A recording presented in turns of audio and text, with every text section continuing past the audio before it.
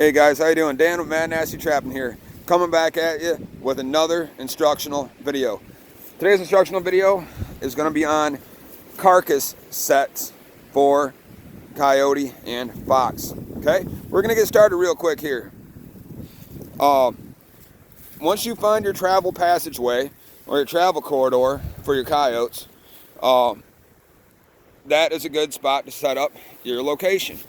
Okay, they just came through in my area here and they clear cut the power line rows.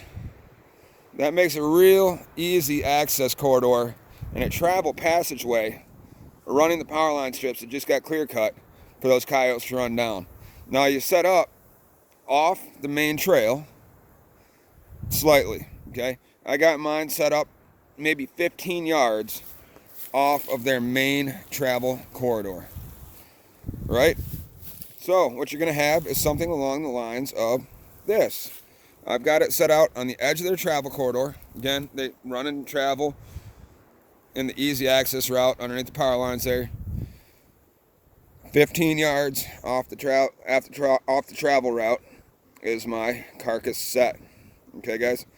Now, you want to use branches and sticks and wall off both sides like that. You want a nice wall so that the fox and coyote won't come in from either side. Okay, you want them to all focus on coming in the middle of your set. You want to make it so that they have to walk over your trap sets.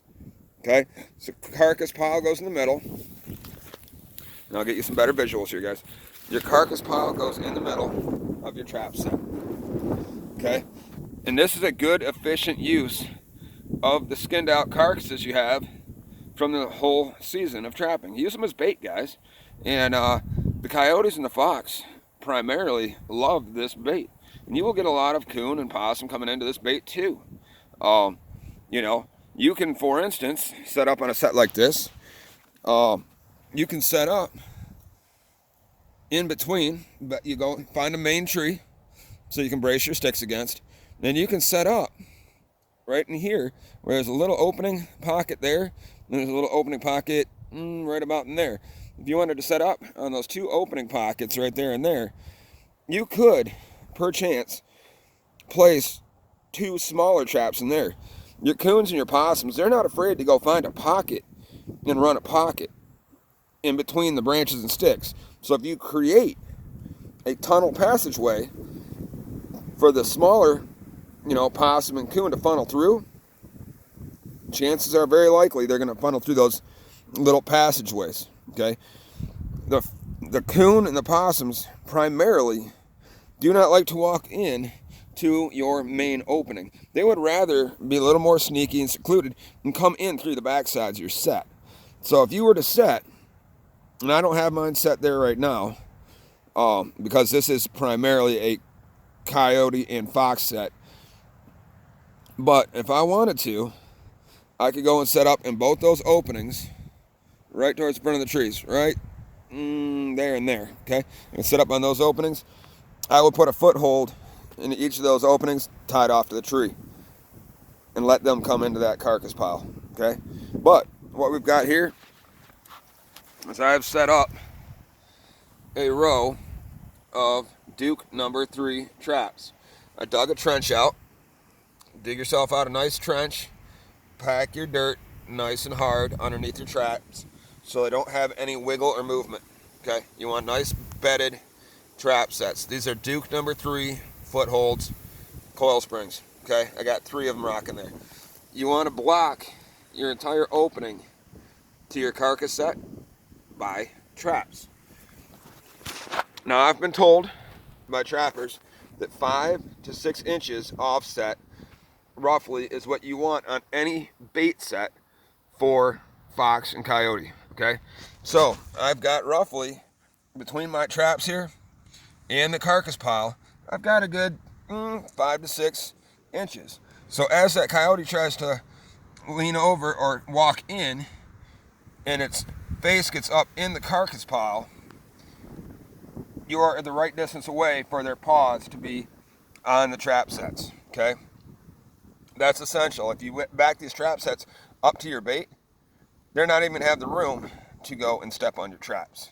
So you want to make sure you get, and again, I've been told, you know, by numerous trappers, you want 5 to 7 inches away from your bait. Okay, so let me see if I can get you guys a decent visual here. Self-filming again. That's how it's done. Now I've got all my jaws set upright so that I can slide my pan covers over the pans, okay? Every one of these traps has been night latched, and I will do an instructional video on night latching as well, though it has been done by many others.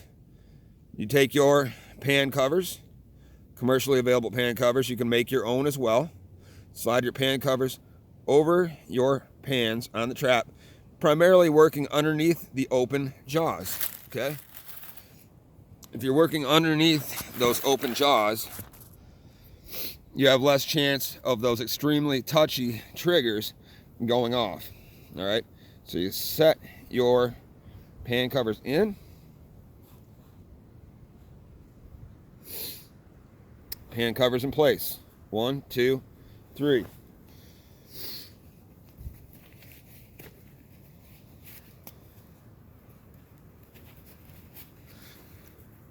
Lower your front jaws down.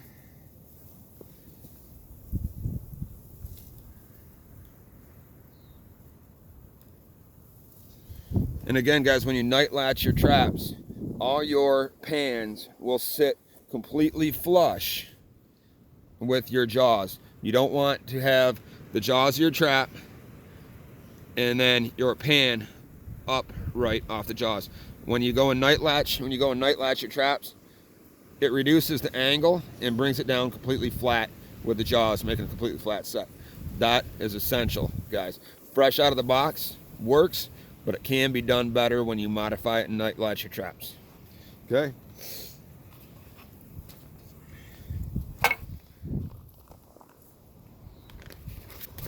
It is still winter here in Michigan. There's a product out there, Lamorax Brothers Trap Bedding.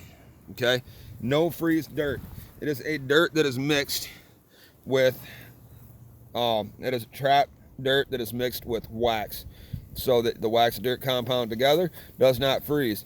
We're still looking at winter, and I hope we don't get any more snow, but I got a bad feeling here in Michigan we will. I got 5 days left or less.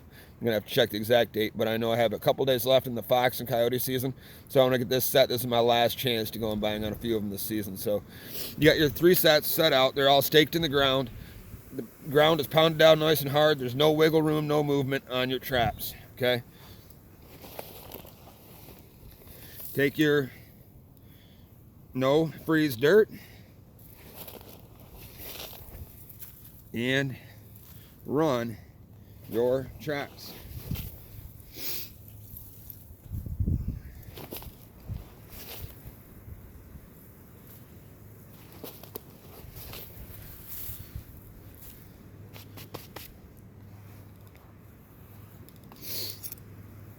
You should have a nice bin of dirt that you dug out of your trench. Throw that dirt in your sifter and start to fill in, removing any branches or sticks. Start to fill in your traps.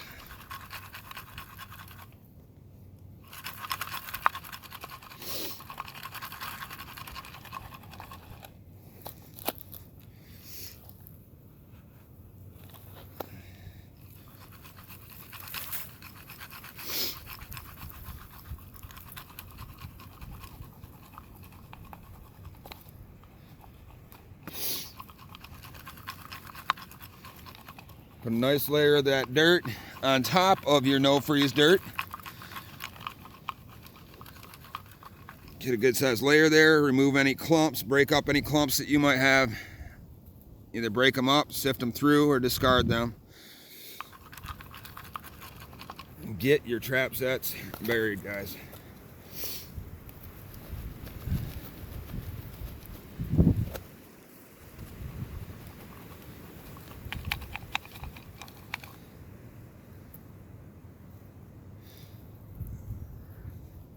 Again, get your clods of dirt out of there. You don't want any clumps of dirt that's going to disturb the ground. These, you know, from my experience, these coyotes and fox, when they come in, if they have any disturbance underneath the ground, especially if they're cautious coming in, they'll step over an area. So your clumps of dirt, you want to just get the heck out of the way. Because they feel that clump of dirt, even if it's not dead center in your trap, or if it's perchance set on the side of the jaw of the trap, they're going to walk around it or step over it. It just tends to be the way that they are.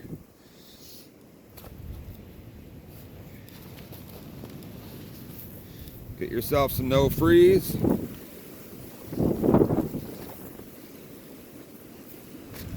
the no freeze dirt back up in there.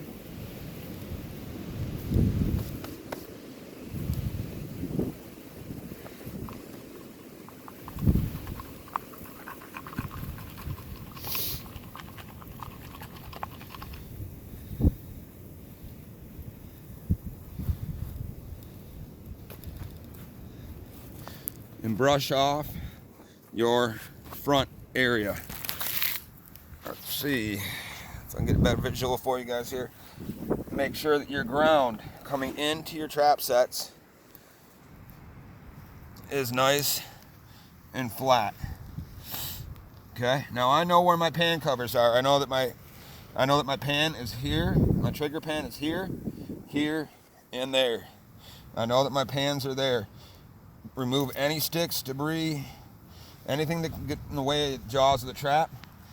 Smooth out your entrances and your sides of your traps.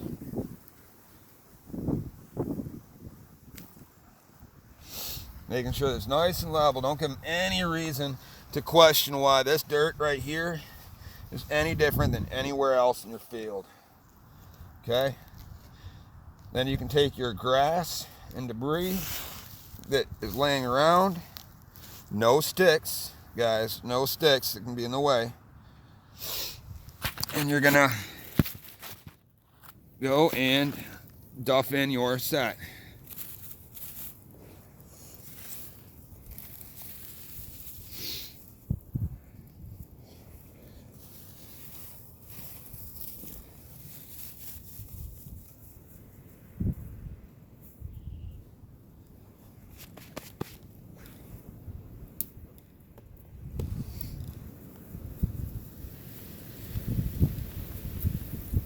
You want to go and clear the surface in case you have a mountain on top of your, see if I can get a better visual for you guys here.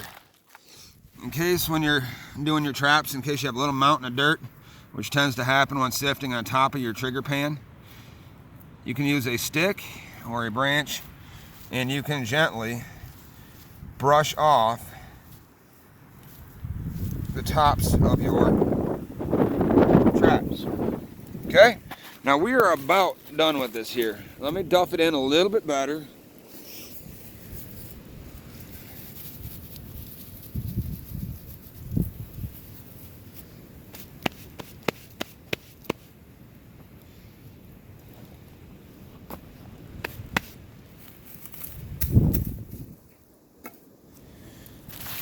And there you have it.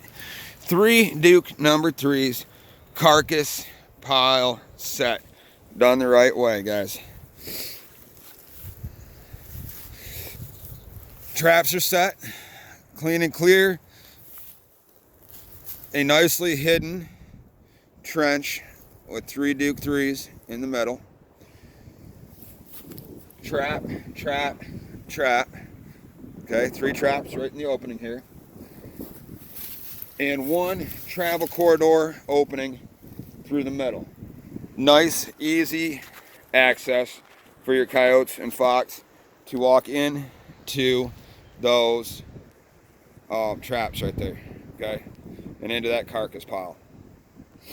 So there you have it. Now you got your branches. You got them set up, blocking both ways. You got your travel passageway in for your fox and coyotes, and you have them set on your travel corridor. My travel corridor being your power line posts. That is your complete set, guys. Plain, simple, and easy, effective use of your carcasses that come from your other critters that you skin out during the trapping season. I hope this has been helpful for all of you. I hope I've described enough for you. Again, I will have a instructional video coming very soon on night latching traps. I know it's kind of beating a dead horse. There's a lot of videos out there on night latch, but I will make you the best video I can and the most instructional video possible. Okay, guys? You got my skinning videos, but now it's time I start showing how to do trap sets and get you trap set instructionals. Fur handling instructionals already up. YouTube channel, Mad Nasty Trapping. Trap sets instructionals, more of them coming soon. Carcass set, ready to rock. I think we'll bang on some fox or coyote before the season's done. I only got a couple days left. Let's time to get on them, guys. Dan with Mad Nasty Trapping. YouTube channel, Mad Nasty Trapping. Instagram, Mad Nasty Trapping. Facebook, Dan Edwards. Facebook Messenger, Dan Edwards. And I'll catch you on the next video. Post your comments below, and as always, hit that notification bell and hit that subscribe. Thanks, guys, for the support.